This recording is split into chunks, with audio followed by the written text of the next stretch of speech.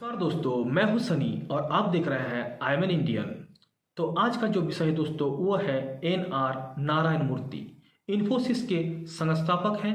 इन्होंने अपने कैरियर की शुरुआत अहमदाबाद में आईआईएम का चीफ सिस्टम प्रोग्रामर बनकर की। नारायण मूर्ति और उनके जैसे ही 6 सॉफ्टवेयर प्रोफेशनल ने 1981 में इन्फोसिस की स्थापना की, जिसमें उस समय उन्होंने अपनी कंपनी में 10,000 रुपये की पूंजी लगाई थी। यह पूंजी उन्हें उनकी पत्नी सुधा मूर्ति ने दी थी। 1981 से 2002 तक उन्होंने इन्फोसिस के सीईओ और 2002 से 2011 तक अध्यक्ष के रूप में कार्य किया। भारत में आउटसोर्सिंग में उनके योगदान के कारण टाइम पत्रिका द्वारा उन्हें भारतीय आईटी क्षेत्र के पिता के रूप में वर्णित किया गया है। आज इसके कर्मचारियों की संख्या 50,000 से अधिक है और 12 देशों में इसकी शाखाएं हैं। अभी इस कंपनी की नेटवर्थ 2.7 लाख करोड़ रुपया है। नारायण मूर्ति को पद्म भूषण और पद्मश्री से सम्मानित किया जा चुका है। एन.आर. नारायण मूर्ति का जन्म 20 अगस्त 1946 को सिदलाघट्टा ग्राम, कोलार जिला, अब चिकबल्लापुरा जिला में पड़ता है, कर्नाटक में हुआ था। उनका पूरा नाम नागवार रामाराव नारायण मूर्ति है।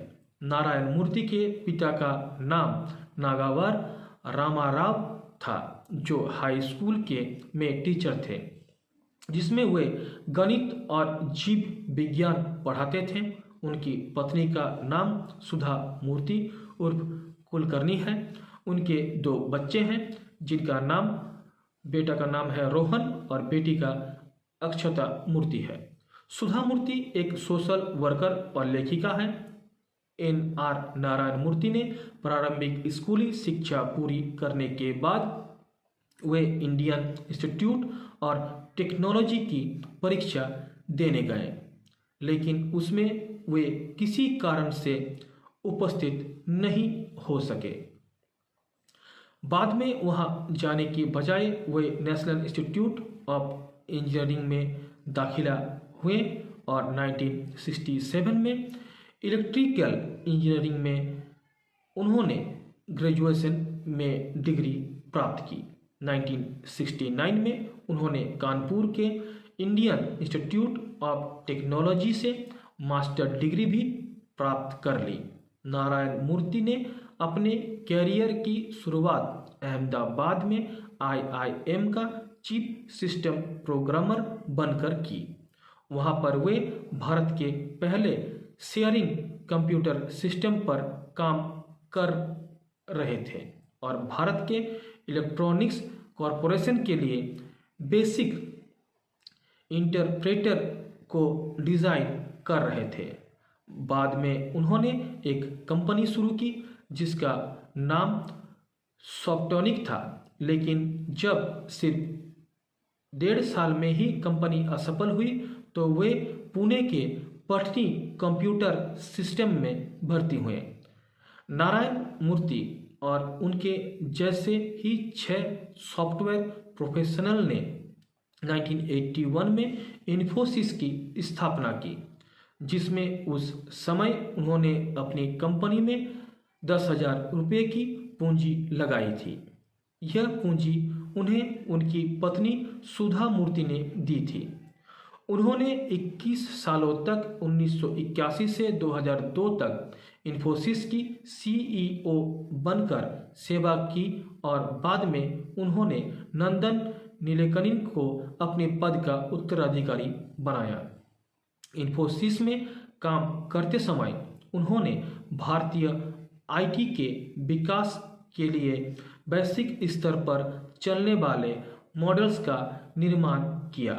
2002 से 2006 तक वे बोर्ड के चेयरमैन थे। बाद में वे बोर्ड और मुख्य सलाहकार समिति के भी चेयरमैन बने। अगस्त 2011 में चेयरमैन के पद पर रहते हुए वे कंपनी से सेवानिवृत्त हो गए।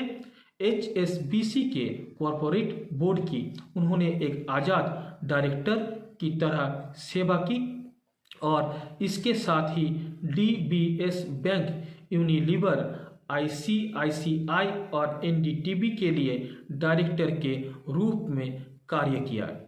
वे भारत की बहुत सारी प्रसिद्ध शिक्षा संस्थाओं और समाज सेवी संस्थाओं की सलाहकार समिति के सदस्य भी हैं, जिसमें kernel university, instead, ESSEC, Ford foundation, UN foundation, Indo British partnership, Asian institute of management इत्यादि शामिल है। भारत सरकार के पब्लिक हेल्थ फाउंडेशन के वे चेयरमैन भी हैं।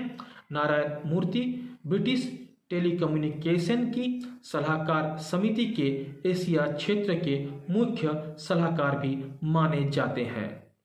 इसके साथ ही सन 2012 में फॉर्च्यून पत्रिका ने दुनिया के मुख्य 12 उद्योगपतियों की सूची में मूर्ति को भी शामिल किया था। 1 जून 2013 को मूर्ति इन्फोसिस वापस आए और उन्होंने एग्जीक्यूटिव चेयरमैन और एडिशनल डायरेक्टर का पद संभाला।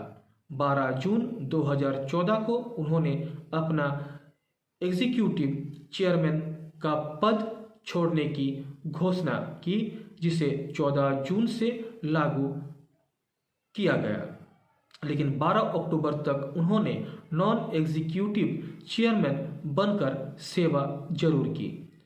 11 अगस्त को मूर्ति ने हमेशा के लिए चेयरमैन के पद को छोड़ दिया। NR नारायण मूर्ति की जो जीवनी है वो इस प्रकार रहा। दोस्तों आज का वीडियो को हम लोग यहीं पे समाप्त करते हैं। मिलते हैं नेक्स्ट वीडियो में। चैनल को सब्सक्राइब जरूर से जरूर कीजिएगा और उसके बगल का जो बेल आइकॉन है उसको हिट करके ऑल पे क्लिक करें, ताकि मेरे हर वीडियोस की नोटिफिकेशन आप तक डायरेक्ट पहुंचता रहे। और दोस्तों वीडियो को ज़्यादा से ज़्यादा लाइक करें, वीडियो को शेयर करें ज़्यादा से ज़्यादा, ताकि दूसरों को भी देखने का मौका मिले। तो दोस्तों मिलते हैं नेक्स्ट वीडियो में, तब तक के लिए नमस्कार, वंदे मातरम, जय हिंद, जय भारत माता।